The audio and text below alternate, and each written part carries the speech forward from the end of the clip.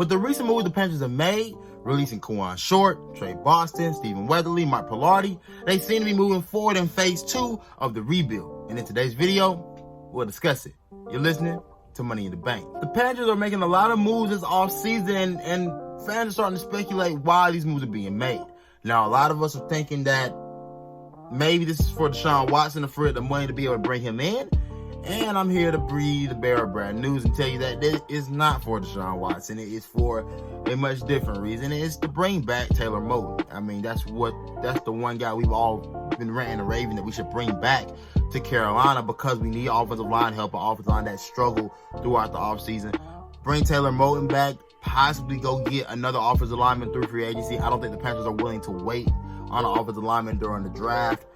I don't think it's really viable for Carolina to wait to the draft to try to get an offensive lineman because at number 8, you have a lot of needs that are a little bit more imperative. I mean, crazy as it sounds, you have more needs that are more imperative than getting an offensive lineman. Like, if you don't have a quarterback, you cannot compete. You lost a lot of games because of the quarterback position last year. Now, every game was lost because of the quarterback, but there were quite a few that I could pinpoint to your quarterback. We don't have to get into that, but we know we need help there. Now, for Carolina, this money is getting freed up. Right now, you're currently sitting at $35 million in cap space. This money is getting freed up to bring back Taylor Moton. Now, the Panthers have been noted in saying they are willing to bring back Kawann Short and that they want to bring back Kawann Short because I think they understand that bringing Kawann Short back alongside Derek Brown, a young developing defensive tackle, and an established veteran who has been an all-pro guy, been a Pro Bowl guy. He's been one of the best in the league at this position. It'd be great to have those guys in the locker room together, learn from each other, help them grow, move this defense forward. Now, those are my thoughts. And obviously, with the money going to Taylor Moton, I don't think Curtis Samuel's coming back. I think we probably can go ahead and dead that notion right now. That money, I don't believe that money's going to be used to bring Curtis Samuel back. I am in love with Curtis Samuel's game and what he's been able to provide the last couple of years. And really, with Joe Brady, what he was able to do there shows me that with the right offensive system and the right offensive mindset, he can be a very vital piece in this league. And he helped us match the production that we lost with Christian McCaffrey being out for the majority of the year.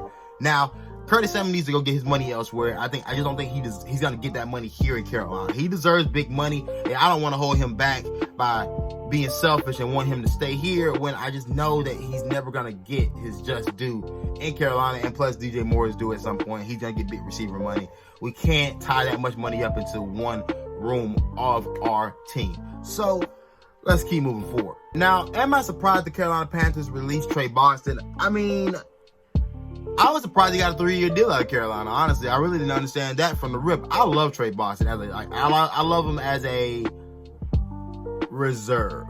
Like, if he was just supposed to be a veteran helping a young guy come up in this game and help him learn the ropes, then yeah, I would love Tre Boston. And I like his leadership, capabilities. I think people on the team respect him. I think he's respected around the city as well and within the organization. But he has never been that consistent player that we need. He can make plays. He's a timely player, but I just don't think he was worth the money that we gave him. We gave him a 3-year deal. I didn't understand that. And I was surprised, and Scott Fitterer may have been surprised too when he saw him still on the roster. So he went ahead and did that. So Tre Boston getting cut, not really much to really say there. Stephen Weatherly getting cut. I'm glad the Panthers realized they made a mistake there. Mike Pilardi is a punter.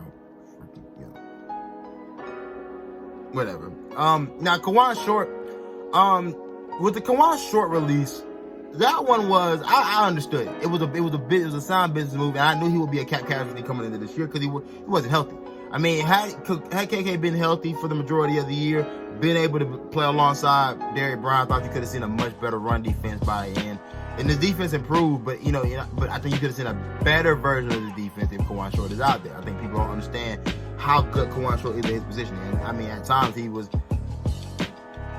top 2 of his position behind Aaron Donald. I mean, I'm telling you, I'm saying, like, as far as interior defensive lineman, he's been up there in a few years and he's played well. So you can't ignore what he's been.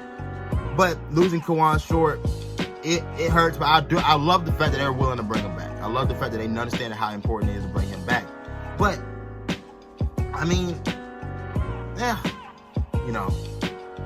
we'll keep moving. All in all, I don't believe Carolina's gearing up for this massive move. I don't believe we're getting Deshaun Watson. I don't believe we're going to make some big splash in free agency. I believe we're about to make some solid, sound moves within our organization, bring some guys back, look forward to what we're going to do with that number 8 pick, and just move forward, probably in a more traditional route. I know they want, look, David Tepper, I will give them the credit. They are forward thinking, and they are willing to make certain moves, whether we agree or not. And I disagree with a lot of the moves they made, and I won't change my stance on some of the moves that they made, but I will give them credit where credit is due. They are willing to step up and push the envelope for what they believe. And they believe you got to go get a quarterback right now that can help us win. And I'm glad we're on the same page there. But I think if the price is too hefty for Deshaun Watson, which is starting to look like it will be, if they won't take the 3 first-rounders and just Christian McCaffrey, then I don't think you can do anything else involving any young defensive players. Then you're going to have to go quarterback via draft, and I think you're going to have to just address the offensive line through free agency. And I think if you do that, you could probably hold off on the secondary probably for another season and just try to make do, and you could possibly be a playoff team, even with the secondary that's not up to standard. But that's all for today's video. Be sure to like and subscribe to the Panthers Nation Podcast YouTube channel and Jim Dropper Sports, and like our Instagram and our Twitter at P1N_network. Be sure to show us love everywhere, man. Go follow us on our personal accounts too. We love to talk to y'all, man. We love it. But I'm Shontis Stewart. This is Money in the Bank, and I'm out.